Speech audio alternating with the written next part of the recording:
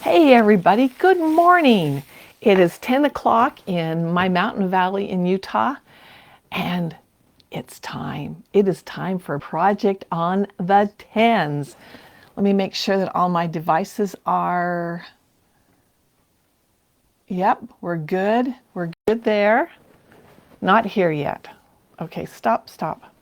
It takes a minute for everything to come together, right?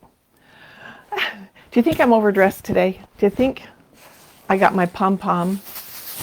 I've got my headdress, I've got my earrings, I've got my shirt. This is my favorite holiday week of the whole year. First of all, it's warm. I like warm.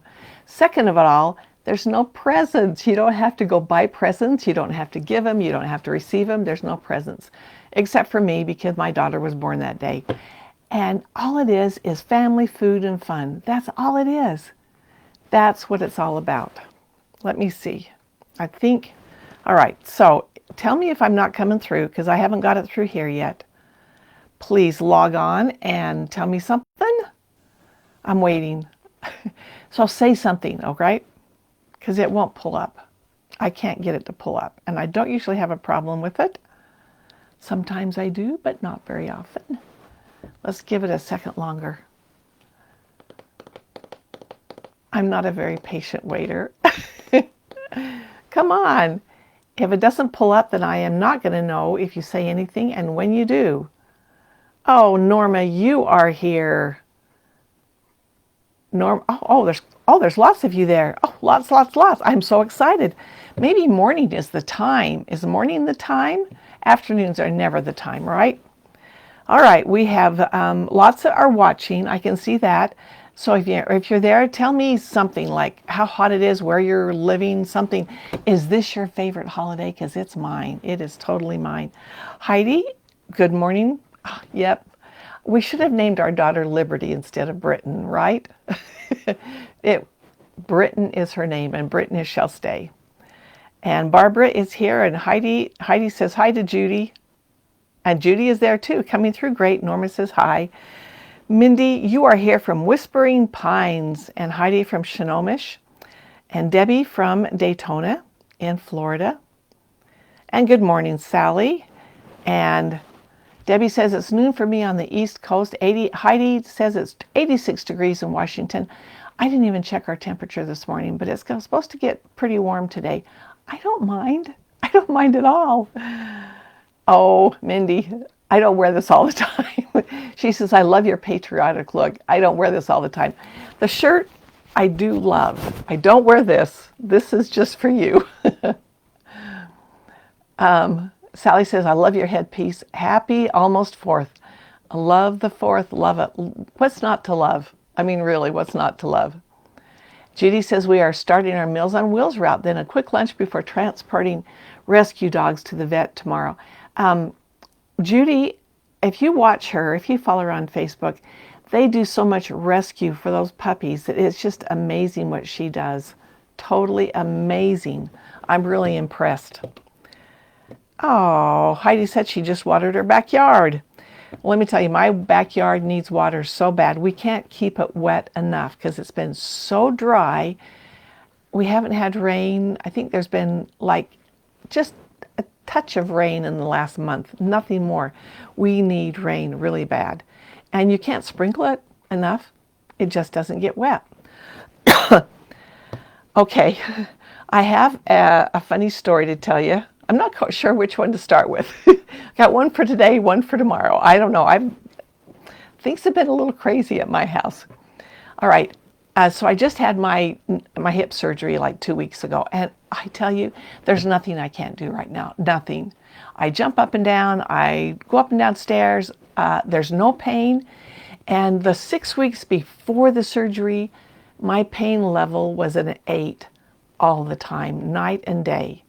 I had no relief. And the doctor wouldn't give me anything. He said, because I need to give you stuff after, so I can't give you anything now. I had nothing. And even my husband went in to the doctor. He says, please give my wife something. She is in so much pain. I tell you, I was in so much pain. Childbirth didn't even compare to it because this was constant, all the time, 24 hours a day for 6 weeks. My childbirths were a half hour, maybe 45 minutes, nothing. So right now, when I walked out of the hospital after the surgery, I could do jumping jacks. I was so happy. I've really not taken any pain meds. He gave me some narcotics, haven't taken them, not going to. But before, I tell you, I didn't sleep all night. He said, you can't take Advil. You can take Tylenol, no Advil. And I was living on Advil before. Excuse me. So I was a little, thought, what do I do? What do I do? So I have to tell you, there were nights that I couldn't sleep. And after about 3 nights of no sleep, I would take an Ambien just so I could get through the night. I just needed to sleep, right? It was desperation. And if I'd gone that, I mean, I was just a zombie. And so even trying to do my work, I thought, how did I get that done? I don't even remember that 6 weeks. Well, so I have to tell you about an Ambien night. They're pretty famous, that pill, for what it does to you, right? But if you need it, you need it. Please forgive me. Has anybody ever taken Ambien before? It's kind of the crazy drug. And these Ambien that I've had them for, and if you're a doctor out there, if you know a doctor, I'm really sorry, but this is me. Don't report me. But I've had these Ambien pills probably for 10 years. I don't take drugs. So I've had them a long time. So I even mentioned to my current doctor, I said, well, I've got these Ambien. I have to take them once in a while. And she said, well, where'd you get them? And how long have you had them? And I said, oh, another doctor like 10 years ago. I was having trouble sleeping and he gave me these Ambien. And she said, well, they're probably not much use right now because they're probably totally not Ambien anymore, right? Well, they are. They're really good. All right, let me see. I'm going to check these comments before we go on to Ambien story. Debbie says they've had rain every day for the last week. Whoa, I would love that. I love a little rain. And Mindy says we're heading into our monsoon season. Bring on the rain. In Arizona, you have monsoon season. Good morning, Alice. Norma says, I'm so glad your surgery was successful and you're doing well. I tell you, it's amazing. No problems whatsoever. That pain level is down. I'll have maybe a 1 here and there, and that's from my back. Heidi says, best not to take those if you don't have to. Definitely, I agree. Janet says, good afternoon. So glad you're feeling better. Thank you. Paula says, you look amazing. Love the hat. So cute. Thank you. Thank you. Norma says, I took one Ambien because I couldn't sleep because of a severe back pain. I never took another one. I'll tell you. Okay, we're going back to the story. So Ambien kind of gives me a hangover the next day. And so I don't like to take one. When I first went into the doctor 10 years ago, he said, I want you to take one every night for 3 months and we'll see if that helps you with your sleep. So I thought, okay, I can do this. I couldn't. I think I took them for maybe 3 or 4 days in a row. And I thought, I can't live like this. There's no way. I mean, I felt groggy all day. Yeah, I slept at night, but I wasn't me. So I cut it right off. And I thought, well, that's not worth it to me. I'm not going to do it. So I still have this bottle of Ambien. And when I'm really desperate, yes, I'll take one because I think I've got to sleep. I have to sleep, right? Well, during that 6 weeks, maybe 3 times in 6 weeks, maybe once, 3 times I probably took an Ambien.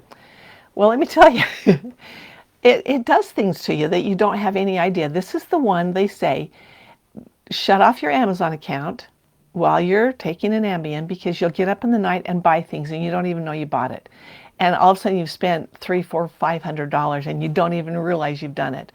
Or you'll go down in the kitchen in the morning and there'll be all these open cans of food that apparently you ate in the night, right? So that's what it does to you. It just blanks out your night, but you're kind of still awake. You know, that conscious state where you can still do things. And they said, don't leave your car keys anyway because you might go for a drive, so put everything away.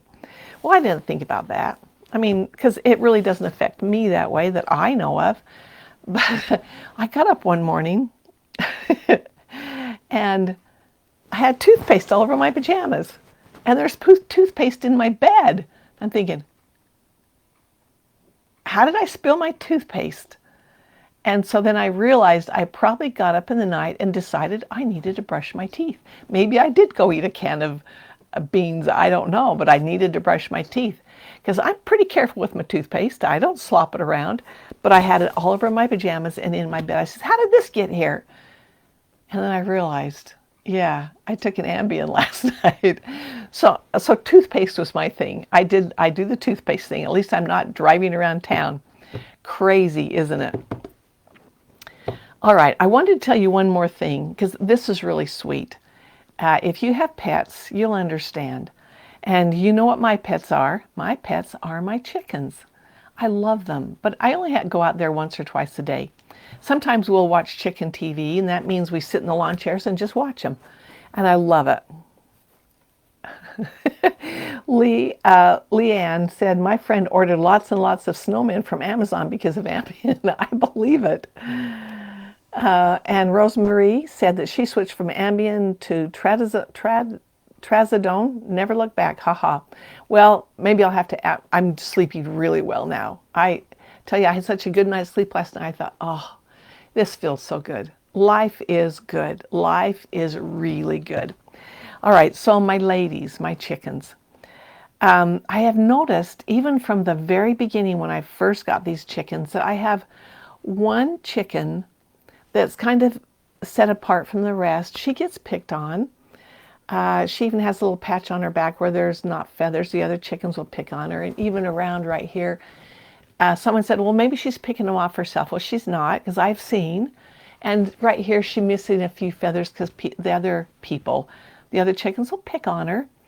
And I think that she is maybe a slow learner. I'm not sure she can see really well. I've watched her. And when I first got the chickens and I'd go out into the chicken run and sit there and feed them, she would, from the very beginning, jump up on my lap and just want to sit and talk. Well, with the really wet spring that we had and all the mud and everything, I didn't go into the chicken run very much, but I went in the other day because I thought I was feeding them watermelon through the fence. And Gus is the slower one. She didn't get any. And so I'd put it right up to her face, and the other chickens would dive right in and get the watermelon, and she wouldn't get any. So I went in the chicken run and sat on my chair, and she jumped right up on my lap. And by darn, she ate all that watermelon I gave to her, and then she just sat and looked at me. And it was so sweet. And then she kind of nestled down and sat right down, put her feet down and just sat. And so I was petting her. And if you know the feeling when you're sitting in church and your head goes like, you're kind of tired and your head bobs up and down. Well, she was doing that. And her head would go down and she'd bob and her eyelids would shut. And I'd pet her and I think, just go to sleep, Gus. It's okay. You're in good hands. Nobody's going to bother you. And that sweet little chicken just nestled on my lap and took a nap. If you have a puppy or a kitty or a horse, whatever you like to call your pet, then you know what I'm talking about. And I was so I'm watching her even more to make sure that she gets the proper feeding, because I feel bad. I know that there's a pecking order, but I don't like to see it. I like to see everybody happy. And so I go out every day and make Gus happy. And she is really so sweet. Chickens are sweet animals. I have a granddaughter that's living with us, and she's 16. She does not like the chickens. Nobody likes the chickens. Of course, she has a cat. My other granddaughter has a dog. They don't like the chickens. They won't even go out and gather eggs. They won't feed them. They won't water them. They don't want anything to do with them. I'm thinking, if only you knew how sweet they are, because they are just so sweet. All right, that's my chicken story for today. Are you ready to get on with life? All right, I've taken up a lot of your time already. All right, let me show you what we're going to make today. And I have a few suggestions with this. So just because it's what I made, you don't have to make it this way. You can do anything you want. And I think that's the way with anything. I'm going to give you a recipe, something that I did, but you take it and make it your own. And I even have an idea that you can do with it. All right, I'm going to take you down here. And I probably showed you these before. These, I have a tree in my entryway that is red, white, blue. You know that this is my holiday. I love this. I'm a sucker for anything red, white, and blue. In fact, I bought a contact lens case once just because it was red, white, and blue. I don't wear contacts, but I have this little case that's red, white, and blue. It's really cute. All right, so I have this tree in my entryway, and I leave it up all year long.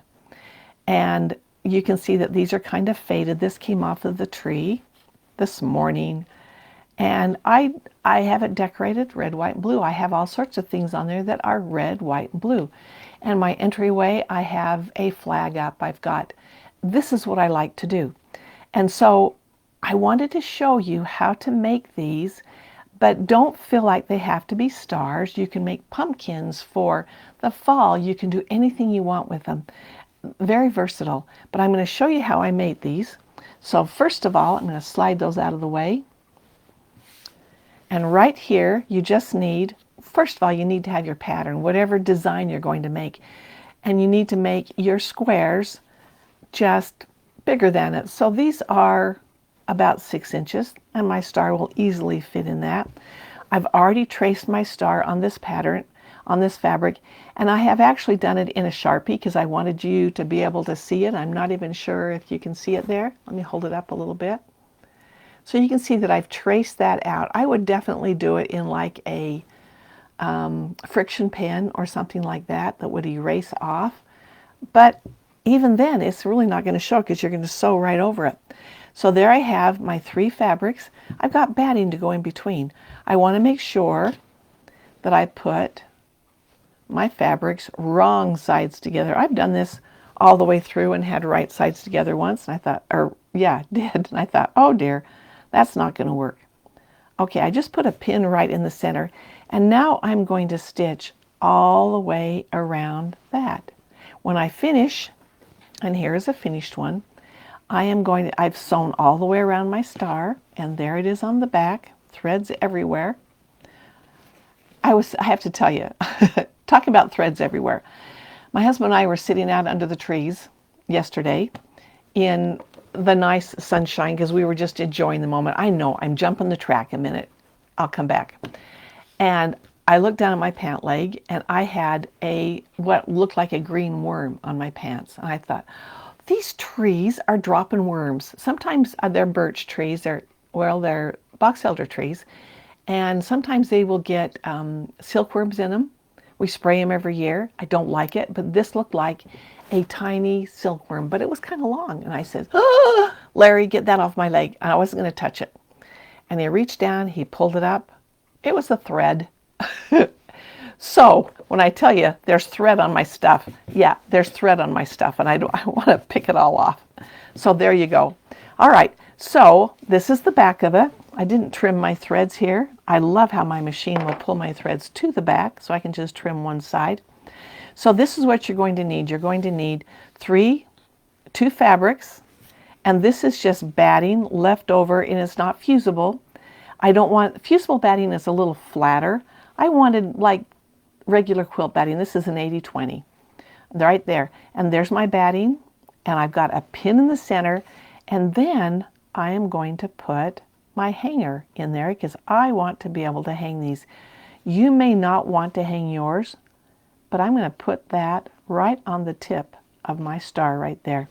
So there I have my hanger. So I've got 3 layers. I've got my top fabric that I've drawn my design on, and really either side is going to be your top fabric because it's reversible, right? I've got my batting, and I've got my back fabric right sides together with my top fabric, and I have put, you can use ribbon, and on these I used a very fine gold thread. I don't know that I would do the gold thread again because it does get tangled easily. I do like the baker's twine, or I would probably use an 1/8 inch ribbon, but that's all you have to do. And then you're going to go sew all the way around this. And that is it. And then you come back with this. Actually, let's go to the machine. I'm going to show you how I'm going to sew this. Because I've got my open toe foot on, and I like that because I want to see where I'm going. And I'm going to start right here just before the twine because I want to make sure that one is connected in place before I start moving it around too much. I got my needle in center needle position so I can see. I'll make sure that twine's in there. And I've got my foot so it will be automatically come up and down as I sew. That would be the pivoting feature. So I've touched that on my machine over here. If you have that feature, you gotta love it.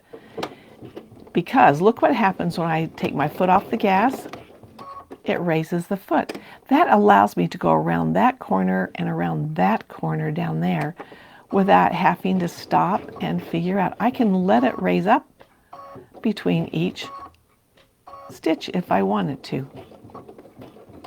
Okay, so now I'm going to turn that corner. I'm just going to take a stitch. It gives me perfect applique. And I can go faster on the straight. And I'm going to go down to the bottom. I'm going to turn it. And I'm going to go up. And once again, I'm going to come to the point. And if you're doing a pumpkin, yours is going to be totally different than mine. If you're doing an Easter egg, it's going to be different. I like stars. In fact, there are star people and there are polka dot people. Are you a star person or a polka dot? Because I like stars and stripes. I find that I buy stripes just because they're stripes. I have a lot of striped fabric just because it's a stripe. I don't know why I like it so much. I've always been this way. And then with that pivoting feature, I can easily go around those points.